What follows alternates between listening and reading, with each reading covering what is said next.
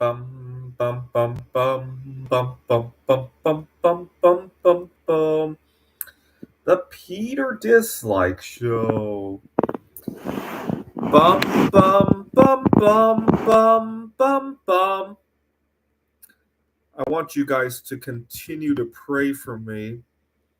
And today's prayer is going to be about me finding the right calling in my art career. So I started my art career a little bit over 2 years ago. I started with bismuth crystals, obviously. I've then branched out to casting other metals, right? Tin, pewter, lead. What else did I do? The zinc, and I tried copper and silver a couple of times. I'll give that another try. I'm terrified of the high melting point metals for some reason, but I do eventually want to work with gold, so I'll probably practice with silver, which is probably the closest thing. And and then I branched out to the Mondrian art first with painting. Actually, my inspiration for Mondrian art came when I was working with anodizing metal.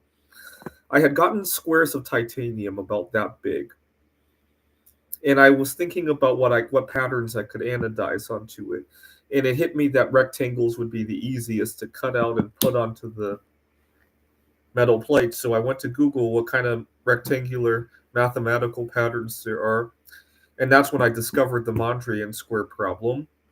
And I tried to do that on titanium. My thought was that I could cover up some of the titanium, anodize it to a certain voltage, then apply even more label paper, then anodize to another voltage.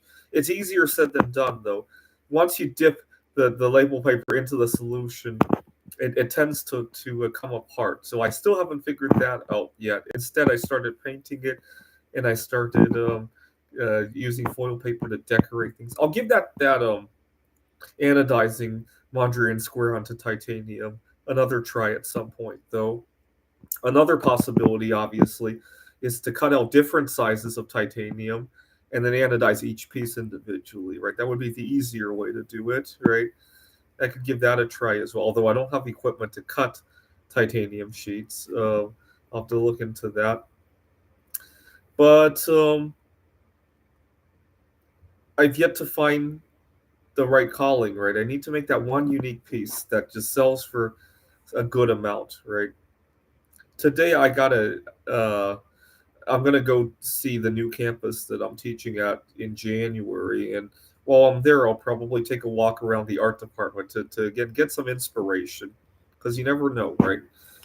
Uh, I might just find the right calling there. Now, why do I want to do this? Well, I I like to be networking more with people. A lot of times, I can't afford to network the way that I want to, and I view networking as an investment I can't afford, right? So, for example, I like to be eating in the dining halls more.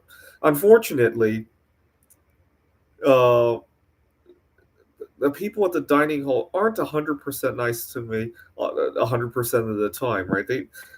When they hear that I have certain allergies, so I often get stiffed because of that. But you know what? I want to go speak up for myself. I talked about yesterday how I had a bad experience at a taco place. Not bad in the sense that I got an allergic reaction, or bad in the sense that I got kicked out of there, but I really got the sense that I wasn't welcome there. Go watch yesterday's video about that. But it'd be nice to do that more and speak up for myself. Now tomorrow night, I want to practice something though. Yesterday, I talked about how loud environments sometimes give me drama, and they give me drama for two reasons. Number one, I am autistic. Loud environments are disturbing in their own right. But I noticed another problem yesterday. And yesterday, I wasn't anywhere near a loud environment. I was at the library. But I was talking to somebody who was hard of hearing, and he kept asking me to speak a little louder. And when I did, I found that the subject I wanted to talk about didn't come out of my mouth the same way. Because the subject I was talking about was a very soft subject. It was about my art career. It was about other things that were not heavy subjects, right? It wasn't like had I been talking about how I'm upset about something at work, sure, I would love to raise my voice to that, right? But not about my art projects, not about AI that I'm writing, not about a girl that I like or anything like that, right? Yesterday's conversation were more toward those subjects, right? But he wanted me to say them in a loud volume, and it was so incongruent that it didn't come out right. Well, tomorrow I got an event that I want to go to, which is probably going to be on the louder side of things. I'm going to give two things a try. Number one, I could obviously write them down instead of talking, right? Get some napkins and maybe start by talking when people can't hear, then write it down, right? Or a second idea that I thought about last night as I was going to bed is I could keep my quiet tone, and if people insist on wanting to hear what they want to hear, they can come a little bit closer, right? Or figure some way out, right? I'm going to give both of those a try tomorrow, actually, and see how that goes. Because trying to talk about a very soft subject in a loud tone causes it to come out wrong.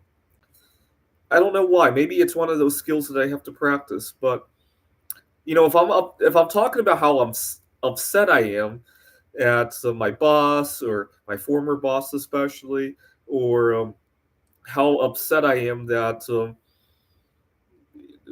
my favorite precious metal prices are going up too fast, and I can't. I want to buy more. I'm so upset that bismuth prices have gone up. Right? Oh my God, I could speak that. I could scream about that all day long, right?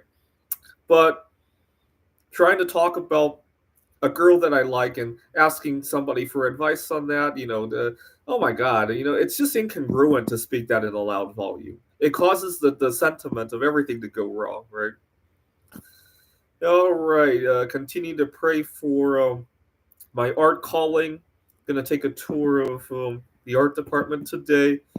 This is the Peter Dislike Show. Bum bum bum bum bum bum bum bum bum bum bum bum. The Peter Dislike Show. Bum bum bum bum bum bum bum.